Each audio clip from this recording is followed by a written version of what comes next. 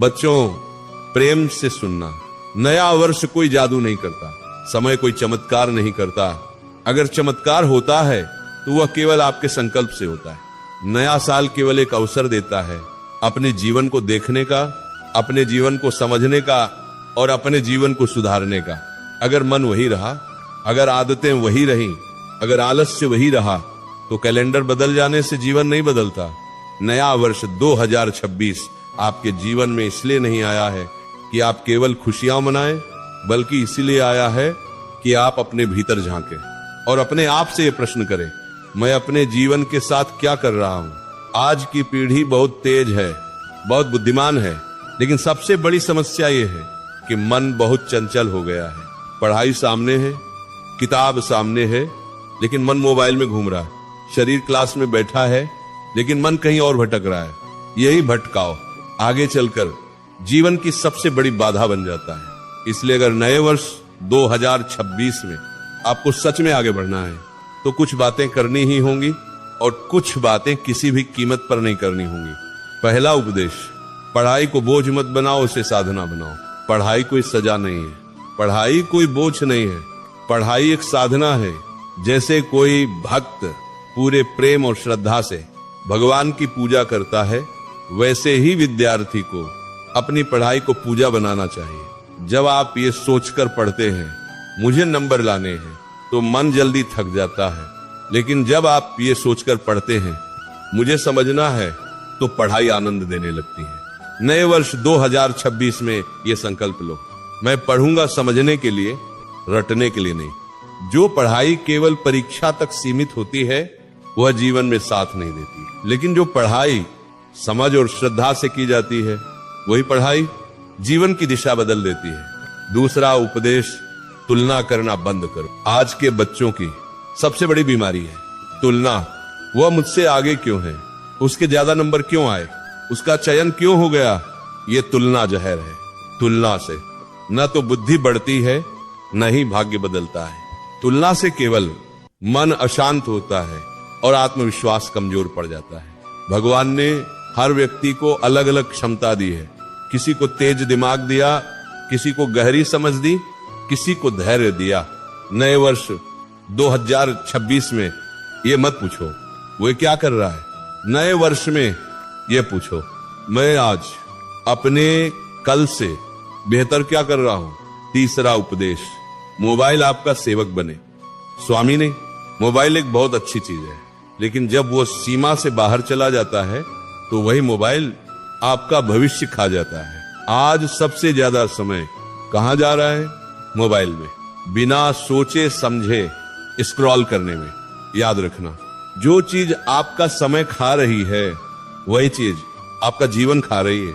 नए वर्ष 2026 में ये नियम बनाओ, पढ़ाई के समय मोबाइल दूर रहेगा, सोने से पहले मोबाइल बंद रहेगा, सुबह उठते ही मोबाइल नहीं देखूंगा। मोबाइल को इस्तेमाल करो, लेकिन मोबाइल को अपनी आदत मत बनने दो।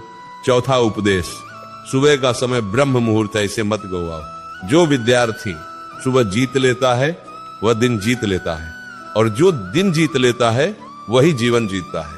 सुबह का समय सबसे पवित्र होता है, उस समय मन शांत होता है और स्मरण शक्ति सबसे तेज होती है। नए वर्ष 2026 में ये अभ्यास करो। सुबह जल्दी उठो, मोबाइल से पहले किताब देखो, प्रभु का स्मरण करो, थोड़ी देर मौन में बैठो। याद रखना, सुबह जो विचार मन में डालते हो वही विचार पूरा दिन चलाते हैं।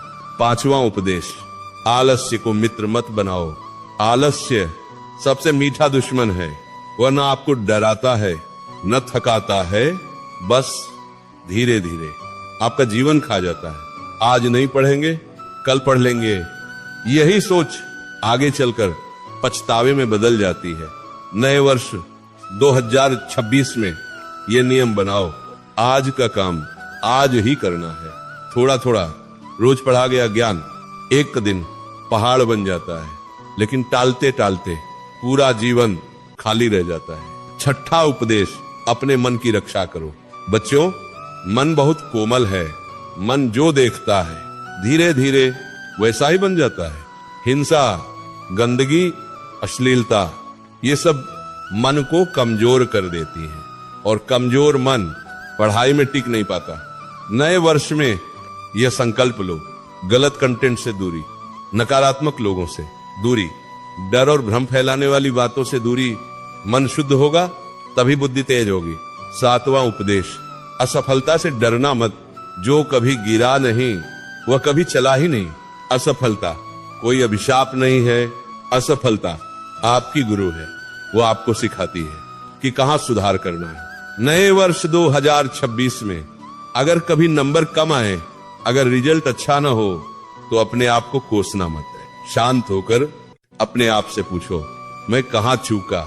जो सीख लेता है वही आगे बढ़ता है। 8वां उपदेश, शरीर का ध्यान रखो। कम नींद, गलत भोजन, दिन भर बैठे रहना, ये सब पढ़ाई के शत्रु हैं। याद रखना, स्वस्थ शरीर में ही स्वस्थ मन रहता है। ये नियम रखो। पूरी नींद, सादा सात्विक भोजन, रोज थोड़ा व्यायाम, ये सब पढ़ाई का ही हिस्सा है। 9वां उपदेश, लक्ष्य बड़ा रखो लेकिन अहंकार नहीं। लक्ष्य हमेशा ऊंचा होना चाहिए लेकिन सिर हमेशा झुका हुआ। जो अहंकार में पढ़ता है वह टूट जाता है और जो विनम्रता से पढ़ता है वही आगे बढ़ता है। भगवान से प्रार्थना करो, प्रभु मुझे सफलता देना लेकिन मुझे एक अच्छा इंसान बनाए रखना। 10वां उपदेश, रोज आत्मचिंतन करो। दिन के अंत में 5 मिनट अपने आप से पूछो, आज मैंने क्या सीखा, आज मैंने क्या गलती की, कल मुझे क्या बेहतर करना है। जो अपने जीवन को हर दिन देखता है वही अपने जीवन को धीरे धीरे सुधारता है।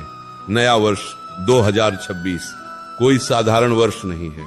यह वर्ष आपसे मेहनत मांगता है, अनुशासन मांगता है और धैर्य मांगता है।